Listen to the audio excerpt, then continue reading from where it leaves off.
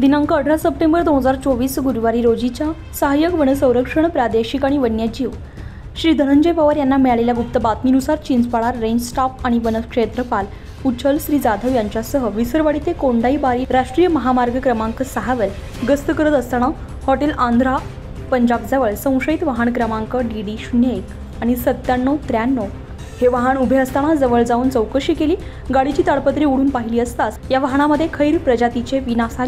विनापासी लाकूड माल आढळून आलाय। वाहन चालक यांना लाकूड वाहतूक निर्गत परवानाबाबत विचारलं असता कोणताही वाहतूक परवाना मिळून न आल्यानं सदरील वाहन चौकशीसाठी जप्त करून शासकीय विक्री आगार नवापूर येथे जमा करून वनपाल खांडबारा यांनी गुन्हा नोंद करून मोजणी केली असता खैर एकूण नग संख्या 1400 तसेच 10.572 घनमीटर जप्त खैर, मुद्देमाल किंमत 2,09,572 रुपये, जप्त वाहन अंदाजित किंमत 20 लाख रुपये, खैर लाकूड आणि वाहन एकूण अंदाजित किंमत 22,09,572 रुपये आहे। वाहन चालक आरोपी मोहम्मद आयुब खा